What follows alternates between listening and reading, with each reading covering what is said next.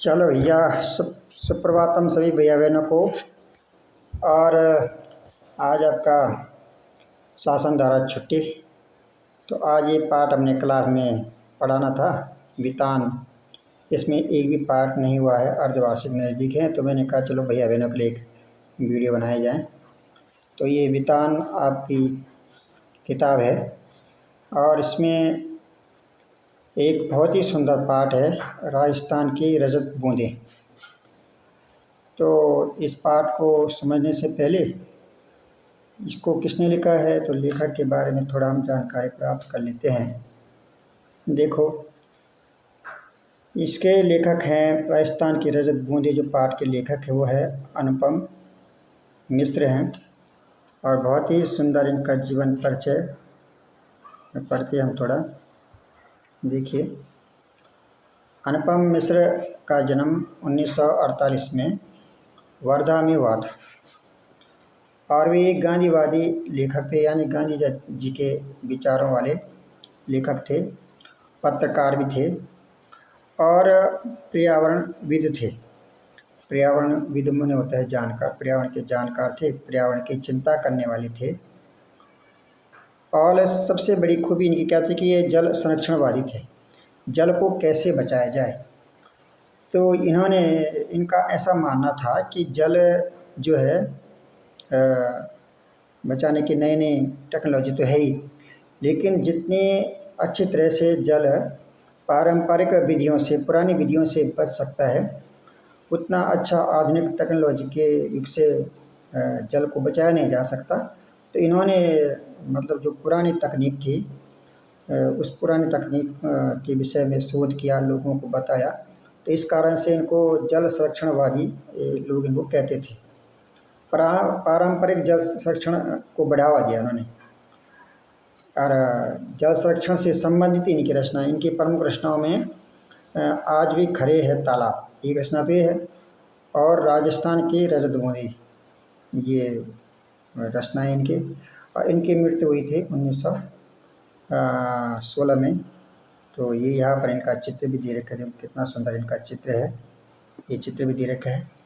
तो आगे और हम पढ़ते हैं इस पाठ में। देखो, उससे पहले राजस्थान में क्या क्या समस्या है, देखो कितना मेहनत करना पड़ता है राजस्थान में पानी के लिए, है ना। ऐसा देखो, कोई कुएं से पानी निकाल रहे हैं और यहाँ पर देखो तेज़ धूप में एक माँ अपने बच्चों के साथ पानी निकाल रही है। तो राजस्थान में वाकई पानी की बड़ी समस्या है। राजस्थान की इसी समस्या को इन्होंने अपने इस राजस्थान की रजत बूंदों के पाठ के माध्यम से प्रस्तुत किया है। देखो, और भी चित्र हम देखते, देखो ये देखो दूर दूर से, और ऊँटों पे पानी लोग लाते हैं राजस्थान में। तो बड़ी समस्या है राजस्थान में पानी की। तो इसीलिए उन्होंने कहा कि एक बूंद भी, रजत बोलते हैं चांदी के लिए, है ना, चांदी का जो पर्यायवाची शब्द है रजत। उन्होंने कहा वहाँ पानी की एक बूंद की कीमत भी सोने और चांदी जैसी है, ऐसे वो बताने की कोशिश कर रहे हैं इस पाठ में। देखो, तो हम पढ़ते थोड़ा, देखो यहाँ से हम इसको पढ़ेंगे। देखो यहाँ पर, और इस कुएँ के बारे में भी इस पाठ में है लिखा हुआ, तो उसको पढ़ते हैं। देखो, यहाँ से हम पढ़ते हैं, राजस्थान की रजत बूंदें। पसीने में तरबतर चील वांझी कुएँ के भीतर काम कर रहे हैं। कोई 30-35 हाथ गहरी खुदाई हो चुकी है। अब भीतर गर्मी बढ़ती ही जाएगी। कुएँ का व्यास घेरा बहुत ही संकरा है। उखड़ो बैठे चील वांझी की पीठ और छाती से एक एक हाथ की दूरी पर मिट्टी है। इतनी संकरी जगह में खोदने का काम कुल्हाड़ी या फावड़े से नहीं हो सकता है। खुदाई यहाँ बसौली से की जा रही है। बसौली छोटी डंडी का छोटे फावड़े जैसा आकार औजार होता है, नुकीला फल लोहे का और हत्था लकड़ी का। इसके बारे में बात करें कि यहाँ पर इस छोटे से कुएँ, जिसको कि चीलवांझी कुआँ कहा जाता है, और चीलवांझी कुआँ इसीलिए कहा जाता है इसको क्योंकि इसमें काम करने वाला जो ये प्रजाति होती है, मतलब ये जो लोग होते हैं, चीलवांझी इनका वैसा नाम है, मतलब यही इस कुएँ को बनाने विशेषज्ञ होते हैं, इसीलिए इसको चीलवांझी कुआँ कहा गया है। तो देखो, इसका ऊपरी मतलब सिरा कितना छोटा होता है और नीचे से इसकी गहराई होती है और वहाँ काम करना, खुदाई करना कितना कठिन काम है, वही लेखक इसमें बताना चाह रहे हैं। देखो कि यहाँ काम कर रहा है कि पसीने से तरबतर चीलवांजी कुएं के भीतर काम कर रहे हैं। कोई 30-35 हाथ गहरी खुदाई हो चुकी है, अब भीतर गर्मी बढ़ती ही जाएगी। कुएं का व्यास घेरा बहुत ही संकरा है। उखरू बैठे चीलवांजी की पीठ और छाती से एक एक हाथ की दूरी पर मिट्टी है, वहाँ पर बैठे बैठे काम करना पड़ता है। शब्द आया उखरू। तो इतनी जैसे वो मुर्गियाँ वगैरह होती हैं बैठे रहती हैं, ऐसे वहाँ पर काम करना पड़ता है, उसकी खुदाई करनी पड़ती है। लोग उस कुएं के अंदर सीधे भी खड़े नहीं हो सकते हैं, ऐसा मतलब। इतनी संकरी जगह में खोदने का काम बहुत ही कुल्हाड़ी फावड़े से नहीं किया हो सकता है। खुदाई यहाँ बसोली से की जा रही है। एक छोटा सा औजार होता है बसोली, छोटे डंडी का छोटे फावड़े जैसा औजार है। नुकीला फल लोहे का और हत्था लकड़ी का होता है इसका, है ना।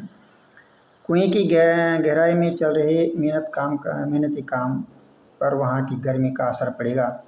गर्मी कम करने के लिए ऊपर ज़मीन पर खड़े लोग बीच बीच में मुठ पर रेत भर बहुत जोर के साथ नीचे फेंकते हैं, जिससे ऊपर की ताज़ी हवा नीचे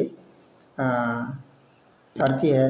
क्या होता है कि ऊपर से वो लोग क्या करते हैं, रेत डालते हैं, बड़ी ज़ोर से रेत डालते हैं, जिससे क्या होता है कि रेत के साथ नीचे काम करे आदमी को हवा मिले ऐसे। लेकिन वह रेत उसके ऊपर न पड़े, तो इसके लिए उसने क्या किया, सिर पर एक टोपी जैसा पहना रहता है, जाली जैसा। लिखा है यहाँ पर, कुएं की गहराई में चल रहे मेहनती काम कर वहाँ की गर्मी का असर पड़ेगा। गर्मी कम करने के लिए ऊपर ज़मीन पर खड़े लोग बीच बीच में मुट्ठों भर रेत बहुत ज़ोर के साथ नीचे फेंकते हैं, हाथ में लेकर ऐसा मुट्ठी करके बहुत ज़ोर से डालते हैं, जिससे ऊपर की हवा नीचे जाती है और गहराई में जमा दम घोटू गर्म हवा बाहर लौटती है। इतने ऊपर से फेंकी जा रही रेत के कण नीचे काम करे चीलवांजी के सिर पर लग सकते, इसलिए वे अपने सिर पर कांसे, पीतल या अन्य किसी धातु का बर्तन टोपी की तरह पहनते हैं। ये मैं बताया आपको, ये इस प्रकार से टोपी पहन रखी है यहाँ पर काम करने के लिए, ताकि ऊपर से लोग क्या करते हैं, रेत फेंकते हैं। रेत इसलिए फेंकते ताकि उस रेत के साथ क्या जाए, हवा भी जाए, ये ताकि वो नीचे काम करे आदमी को क्या मिले, हवा मिले। तो ऐसा देखो, देखिए यहाँ पर देखते हैं कि नीचे देखो, यहाँ पर देखो, नीचे थोड़ी खुदाई हो जाने के बाद चीलवांजी के पंजों के पास आसपास मलबा जमा हो गया है। ऊपर रस्सी से एक छोटा सा डोला या बाल्टी उतारी जाती है, मिट्टी उसमें भर दी जाती है। पूरी सावधानी के साथ ऊपर खींचते समय भी बाल्टी से कुछ रेत, कंकड़, पत्थर नीचे गिर सकते हैं। टोप इससे भी चीलवांजी का सिर बचाएगा जो वहाँ काम कर रहा है। और एक बाल्टी है, बाल्टी पे रस्सी बांधी हुई है, तो उससे क्या करते हैं, ऊपर खींचते हैं उस मलबा है जो मिट्टी जमा हो रखी है, तो उससे भी कुछ रेत चीलवांजी के सिर पर गिर सकते हैं, इसलिए उसने वो टोपी बचाएगी उसको, ऐसा कहा गया है। चीलवांजी यानी कि चिरांजो चेजारो कुएं की खुदाई और एक विशेष तरह की चनाई करने वाला दक्षतम लोग होते हैं। मैंने कहा था इस काम को कुछ ही लोग कर पाते हैं, इसीलिए इस कुएं का नाम चीलवांजी कुआं रखा गया है। ये राजस्थान में लोग इसका उपयोग करते हैं। यह काम चेंजा कहलाता है। चेंजारो जिस कुएं को बना रहे हैं वो भी कोई साधारण ढांचा नहीं है। कुएं यानी बहुत ही छोटा सा कुआं, कुएं इसलिए इसे कुएं कहते हैं। और ये क्या है, कुआं तो पुल्लिंग होता है, और ये है कुएं यानी कि कुएं का स्त्रीलिंग है। यहाँ पर लिखा है कुआं पुल्लिंग है और कुएं स्त्रीलिंग है। तो यह छोटी सी केवल व्यास में हो ही है। गहराई तो इस कुएं की कहीं से कम नहीं। राजस्थान में अलग अलग स्थानों पर एक विशेष कारण से कुएं की गहराई बहुत कम ज़्यादा होती है। तो इतना हम इसको पढ़ेंगे। इसके बारे में था, मतलब इस काम करने वाले जो लोग होते हैं इनको कहा जाता है चेंजा कहलाते हैं। और ये चीलवांजी कुआं इन्हीं के नाम से पड़ा। तो इसकी गहराई उसको बनाने का काम ही लोग करते हैं। इसके बारे में बताया। इस पाठ को हम सोमवार को पढ़ेंगे जब आप लोग क्लास में आएंगे आगे भी। तो इतना ही काम था, आप लोग किताब में देखना इसको, हैं ठीक। जहाँ तक मैंने पढ़ा है वहाँ तक पढ़ना आप एक बार।